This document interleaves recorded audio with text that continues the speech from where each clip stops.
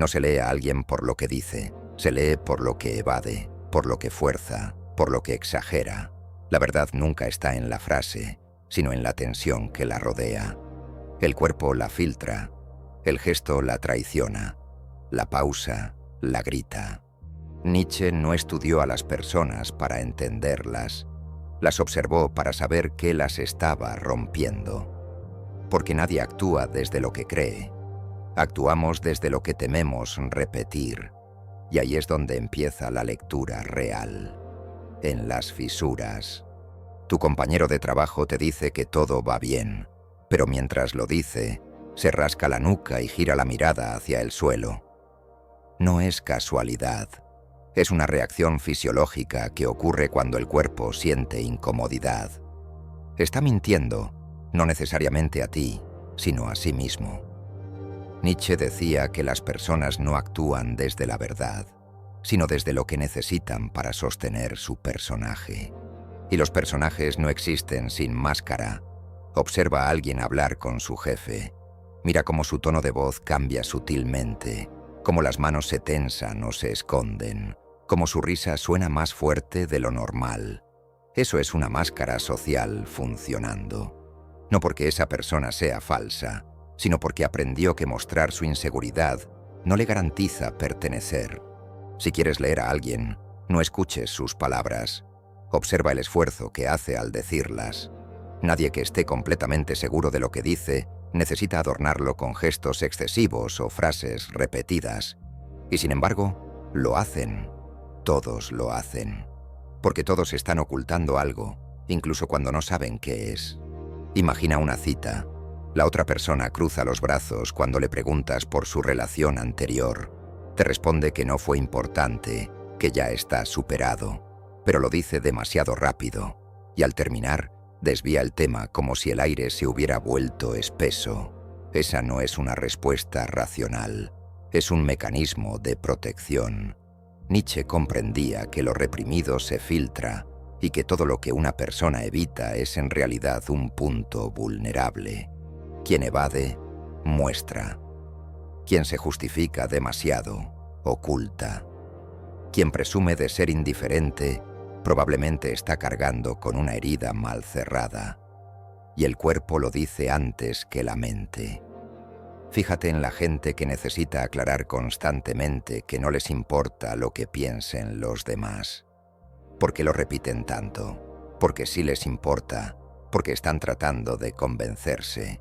La exageración es una forma de defensa emocional, una sobrecompensación ante algo que internamente amenaza con quebrarse. Otro ejemplo. Estás en una reunión. Un compañero interrumpe constantemente, termina las frases de los demás, se ríe más fuerte que todos. A primera vista parece extrovertido, seguro, dominante, pero si observas con más calma, verás lo contrario. Esa conducta compulsiva por hablar no viene de la fuerza, viene del miedo a no ser visto, a no ser tomado en cuenta, a desaparecer en medio de un grupo. Nietzsche decía que la voluntad de poder se disfraza muchas veces de virtud, de alegría, de liderazgo, pero en el fondo es la voluntad de no colapsar. Cuando alguien actúa por impulso, con intensidad desmedida, hay un caos interno intentando ser contenido a través del control externo. El lenguaje corporal de estas personas es inestable, piernas que se mueven sin parar, manos que golpean la mesa, sonrisas que no llegan a los ojos. No es energía, es ansiedad disfrazada. Si alguien te dice que está feliz por ti, pero lo dice sin mirarte a los ojos, con los labios tensos y los brazos cruzados, no lo está. Quizás no lo reconoce conscientemente, pero hay envidia, dolor o resentimiento que el cuerpo no puede camuflar. Esa es la clave. Nadie puede mentir con la totalidad de su ser. Si escuchas con atención y observas con presencia, todo lo oculto se vuelve visible. Un adolescente dice que no le importa suspender el semestre, pero al mencionarlo se encoge ligeramente en la silla. Una mujer dice que ya olvidó a su ex, pero al escucharlo nombrar, parpadea con rapidez, respira hondo y cambia de tema. La incomodidad es lenguaje, y Nietzsche no buscaba la comodidad de las palabras, sino la verdad que emerge cuando el cuerpo ya no puede sostener la máscara, porque ahí, justo en esa fractura entre lo que se dice y lo que se siente, es donde empieza la lectura real del alma humana. Te han criticado alguna vez por algo que no hiciste, y aún así sentiste que había algo personal en el ataque. Te culparon de algo menor, pero la intensidad de la reacción fue tan desproporcionada que parecía que estabas pagando por algo más antiguo, más profundo, más invisible. Cuando una persona señala con furia algo en otro, muchas veces está intentando borrar una parte de sí mismo. Nietzsche no lo dijo con esas palabras, pero entendía la proyección como un mecanismo de camuflaje existencial. Uno no dice lo que piensa, dice lo que no soporta pensar de sí mismo. Y eso se manifiesta con violencia, con sarcasmo, con desprecio, con moralismo. Cada juicio visceral es una confesión invertida. La mujer que llama egocéntrico a todo aquel que se valora probablemente fue educada para creer que su autoestima era arrogancia. El hombre que desprecia a los que expresan sus emociones probablemente fue ridiculizado por llorar de niño. No se odia lo ajeno, se odia lo reprimido. Y al leer a alguien con precisión, lo que ves no es su opinión, sino su trauma disfrazado de certeza. No es difícil detectar la proyección cuando sabes lo que buscas. El tono es siempre más alto que el contenido. El argumento parece racional, pero la emoción es primaria. Y sobre todo, la insistencia. Quien necesita repetir constantemente que algo le molesta, está peleando con algo que no puede desactivar en sí. Observa cómo alguien se refiere a cierto tipo de personas. No importa si el juicio es político, emocional o superficial. La crítica obsesiva señala una parte disociada. Dime lo que te molesta una y otra vez, y te diré lo que todavía no aceptaste. Nietzsche decía que todo ideal es una justificación estética de lo que uno no puede vivir honestamente. El moralista que condena el placer probablemente lo deseó en silencio. El cínico que ridiculiza la esperanza probablemente fue herido por confiar demasiado.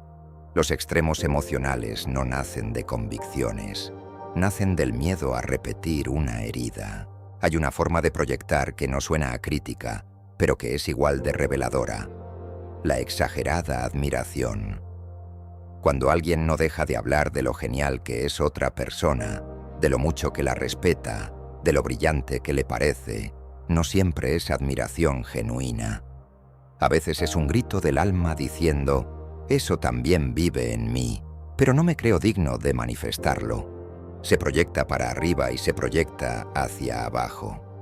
El odio y la idealización son hijos de la misma herida. Nietzsche sabía que nadie ve al otro tal como es. Lo vemos tal como nos configuraron, tal como aprendimos a juzgarnos, tal como nos enseñaron a esconder ciertas partes. Si alguien no soporta la arrogancia de otro, pregúntate si es humildad auténtica o inseguridad encubierta. Si alguien se ofende por la sensibilidad ajena, mira si fue castigado por sentir. En las reacciones fuertes hay huellas. En lo que alguien intenta destruir afuera, hay algo que no se ha reconciliado adentro. Pero hay algo más extraño aún. Cuando alguien te acusa de lo que claramente no hiciste, no está viendo tus actos, está viendo su reflejo. Y ese reflejo no lo puede sostener. Por eso, ataca. No para dañarte, para no quebrarse. Cuando la herida no está reconocida, todo lo que se le parezca se convierte en enemigo. Y cuando ese patrón se repite con demasiadas personas, lo que estás presenciando no es opinión, es historia, es infancia, es sistema familiar. Nietzsche no quería que entiendas a los otros para salvarlos. Quería que dejes de personalizar lo que no te pertenece. Quería que aprendas a leer más allá del lenguaje, del gesto, del juicio.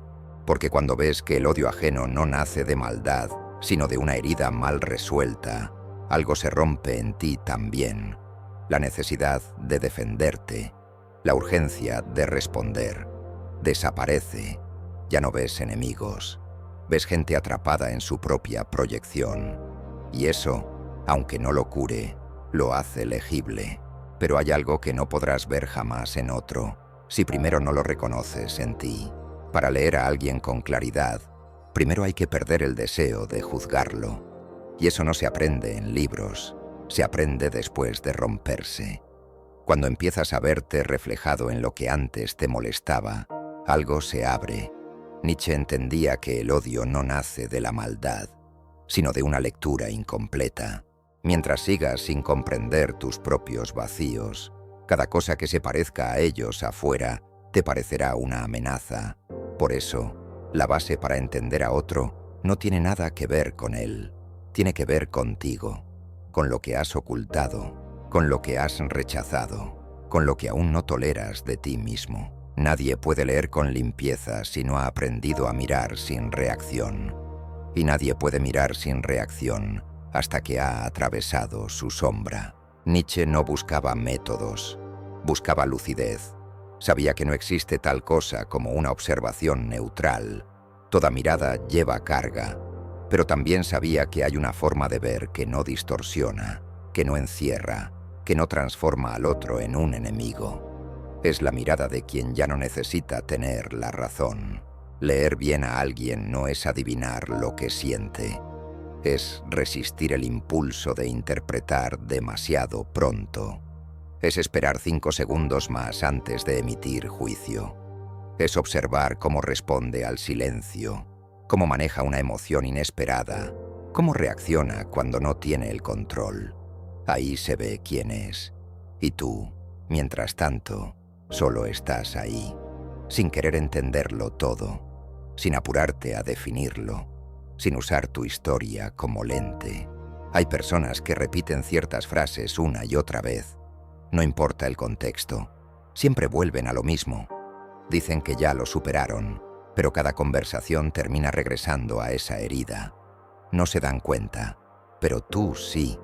La repetición no es accidental, es una fuga emocional. Nietzsche usaba la repetición como mapa del inconsciente. Lo que alguien repite sin querer es la parte que no ha terminado de integrar. Si prestas atención, notarás que el lenguaje cambia cuando la emoción es verdadera. Se ralentiza, tiembla un poco, no suena tan correcto, y eso, aunque no sea cómodo, es real. Leer con claridad es poder ver esos matices sin necesidad de intervenir. Es dejar que el otro se muestre sin que tú necesites empujarlo a ningún lugar. También está lo que no se dice. Hay personas que no están listas para ser vistas. No en ese momento. No por ti. Si insistes, deformas. Si fuerzas, traicionas. Nietzsche advertía que incluso la búsqueda de sentido puede volverse una forma de violencia.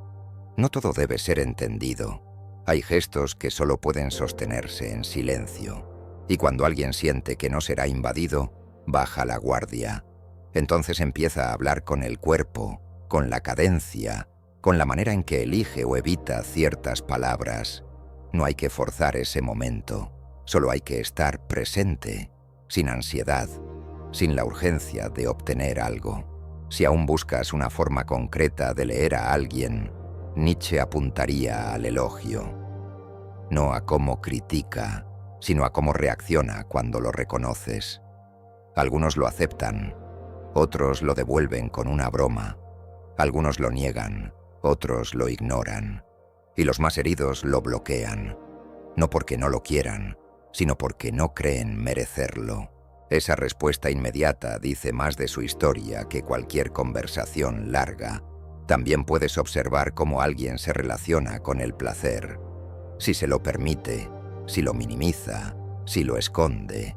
Dime qué placer no se autoriza y te diré dónde se siente defectuoso. Porque nadie se prohíbe algo sin una razón profunda. Nietzsche entendía que detrás de cada represión hay un deseo que no fue dignificado.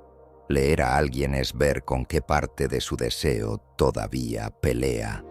Y esa lectura, cuando se hace sin juicio, no genera poder, genera compasión.